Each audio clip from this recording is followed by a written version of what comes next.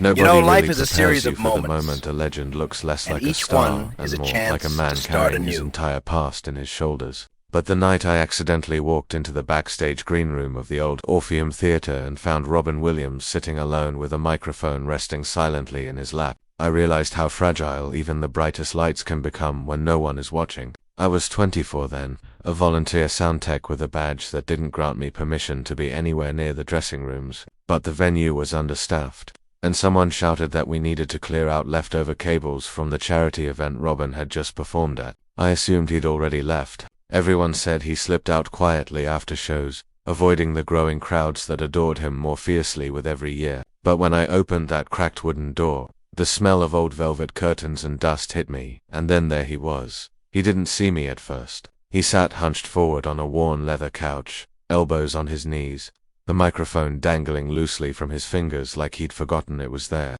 The room was dim, lit only by a single lamp with a crooked shade that cast a warm halo around him. He looked smaller somehow, not physically but emotionally, like he'd shrunk into himself, like he was replaying something no one else could hear. I froze, unsure whether to leave or apologize. Then he lifted his head slowly, eyes soft and tired in a way the world never got to witness. "Oh," he said, offering a weak smile. "Didn't mean to scare you. Or maybe I did." His grin twitched. "I still do comedy. You're supposed to laugh." I laughed automatically, but he could tell it was out of shock, not humor. He patted the couch beside him. "Come on, you look like you just walked in on Santa Claus shaving." I hesitated. "I didn't mean to intrude." "You didn't," he interrupted. "Life intrudes. People rarely do." He gestured again. "Sit." So I did. For a moment we sat in silence, the kind that feels too big for a single room. Then he sighed, rubbing the back of his neck as if trying to loosen something that had tangled there over decades. "You ever have nights where you're the only one in the room?" he began, not looking at me even when the world swears you're surrounded by love. His tone was gentle, but the weight behind it pressed into me like a hand on my chest. "I think everyone feels that way sometimes," I said carefully. He smiled sadly. "Sometimes," he echoed. "Sure, but some people live there." I wasn't sure how to respond. He saved me the trouble. "You probably know me as the man who speaks too fast, moves too much, fits 100 voices into 10 seconds. He lifted the microphone. "But sometimes, this thing feels heavier than a piano." He set it down beside him, like letting go of a burden. I swallowed. "But tonight was incredible. People were crying from laughing." "That's the easy part," he whispered. "Making strangers happy. That's muscle memory. You put me in front of a crowd, and I become every character I've ever created. But when the lights go down," he leaned back, eyes drifting toward the ceiling, "I have to become myself again." The silence that followed was thick. He chuckled quietly. "Ignore me. I get sentimental after shows." But I didn't believe that, not for a second. He wasn't sentimental. He was unraveling. Another quiet beat. Then he said something that would sit in my chest for years. "Everyone wants you to be the version of yourself that makes them comfortable. Nobody asks who you are when the jokes run out." I felt my throat tighten. "So who are you then?" He looked at me sharply, surprised, maybe even grateful. "Someone trying to remember," he murmured. He leaned forward again, elbows on his knees, fingers interlaced. "You know," he whispered, "I used to think laughter could fix everything, that if I made enough people smile, the universe would hand me peace in return. But life doesn't use a barter system. It gives and takes without asking what you're offering." He paused, then added, "I lost someone once, someone who never got to know the version of me I wanted to become. And every time I step on stage, I wonder if I'm performing for them, hoping they'd see me and think I finally grew up." The room felt colder. I understood instinctively that he wasn't talking about fans or critics. This was something personal. "Someone personal, who was it?" I asked softly. He closed his eyes. "My father," he said simply. "I spent my entire childhood trying to impress a ghost. Even when he was alive." A hollow laugh escaped him. "Some people lose their fathers once. I lost mine twice." Soft footsteps echoed in the hallway outside. Someone called his name, but he didn't answer. He opened his eyes slowly and looked at me. "Can I tell you something? Something I don't say out loud because people confuse honesty with permission to worry." I nodded. "I'm tired," he whispered. "Not of performing. Performing is easy. I'm tired of being the last one in the room after everyone else leaves. Tired of conversations where people tell me what I mean to them but never ask what they mean to me. Tired of knowing the version of me they love isn't the version that wakes up in the morning." He looked down at his hands, turning them over. "These hands have held so many characters, so many versions of Robin Williams people wanted to see. but I'm still trying to figure out the one version that feels like home. I didn't know what to say, but he didn't seem to need an answer. He continued anyway. If you ever notice how people think you're invincible when you make them laugh, he asked, as if joy makes you immune to loneliness. But loneliness doesn't care about your resume. The sound of his breathing trembled just slightly. He rested his hand on the microphone again. You know what scares me the most? Not being forgotten. Being remembered wrong. I frowned. Wrong how? As the man who made people happy, he said. Not the man who tried. He gave a weak smile. There's a difference. The lump in my throat grew painful. Before I could speak, he straightened a little slowly, like a man forcing himself to stand after sitting too long in his thoughts. You look worried, he said, trying to lighten the moment. Don't be. I'm not disappearing tonight. Then he hesitated. Or maybe I already did, and you're talking to a memory. But that wasn't a joke. I heard it in the way his voice wavered. A quiet knock interrupted us. A production assistant peeked in. Robin, car's ready. He nodded, but didn't get up. I'll be there. The assistant left.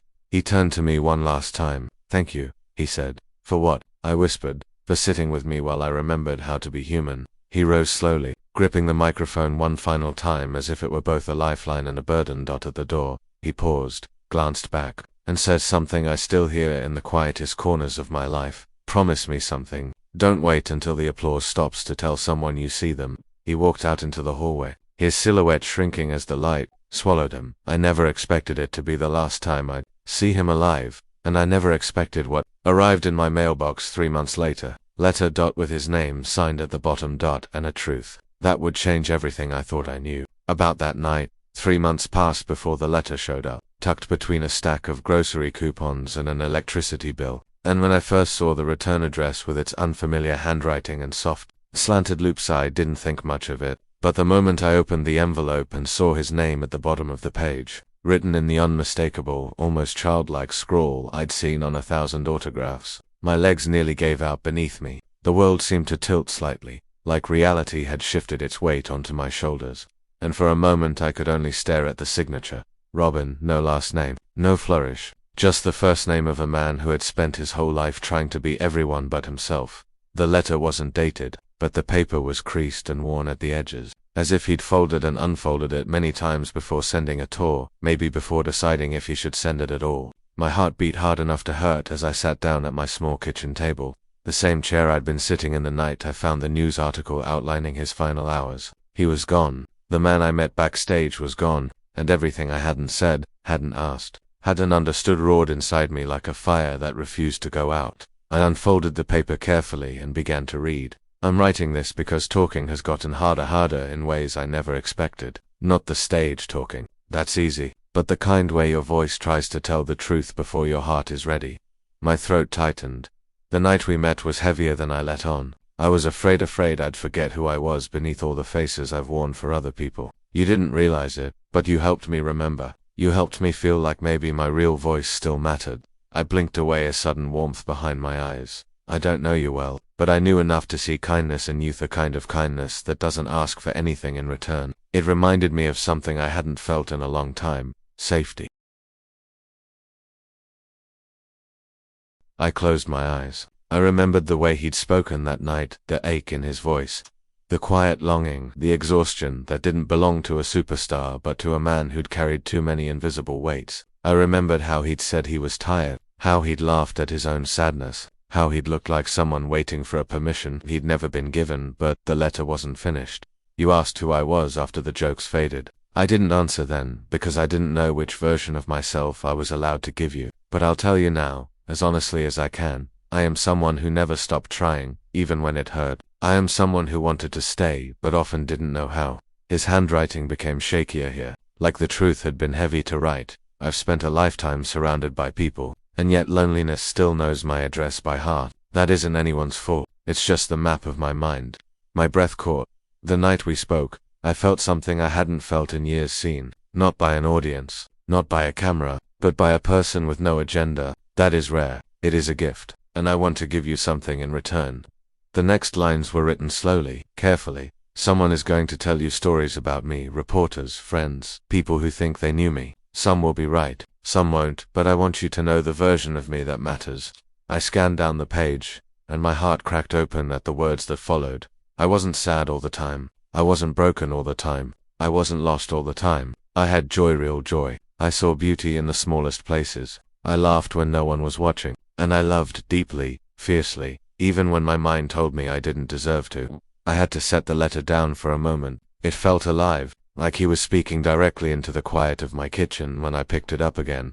My hands were trembling. I know you think that night was the last time I performed, but the truth is, it was the last time I wasn't acting. A chill moved across my skin. You gave me a moment of honesty, a moment without a mask. I needed that more than anyone understood. A tear fell onto the page. I wiped it quickly, terrified of smudging the ink.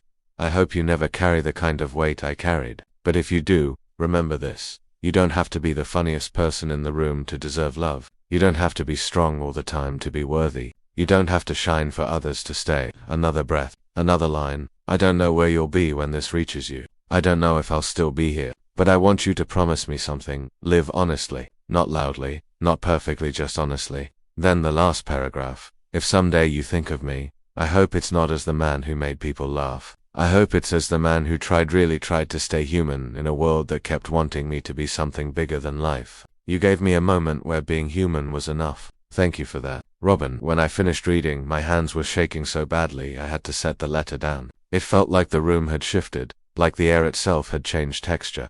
I sat there for a long time, staring at his words, letting them settle into me like quiet truths finally finding a home. I remembered his eyes that night, the softness, the fatigue, the flicker of something fragile he tried to hide. I remembered how he said he was afraid of being remembered wrong, and for the first time, I realized what he meant.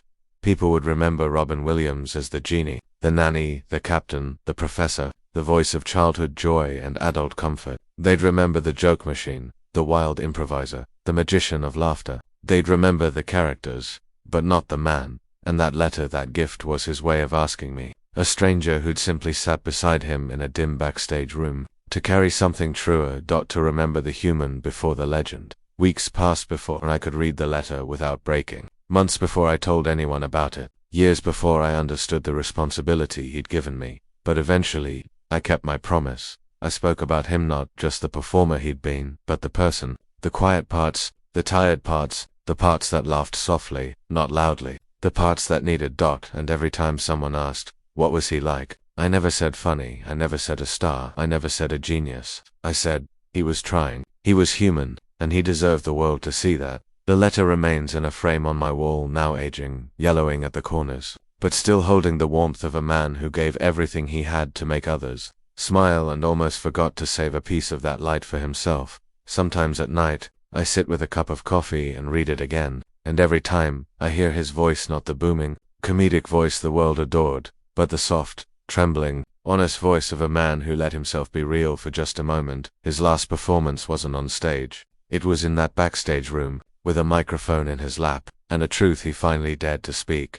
And I was the only audience there. And if this story stayed with you even for a moment, if it made you think about the people you've loved, the ones you've lost, or the versions of yourself you're still learning how to hold, then I hope you'll stay a little longer. Stories like this mean something different to every heart that hears them. And I'd love to know what it meant to yours. So if you feel it, leave a comment and share your thoughts. If the journey touched you, tap the like button, it helps more than you know. And if you want more emotional, life-changing stories just like this one, I'd be grateful if you'd subscribe. Thank you for listening. Truly,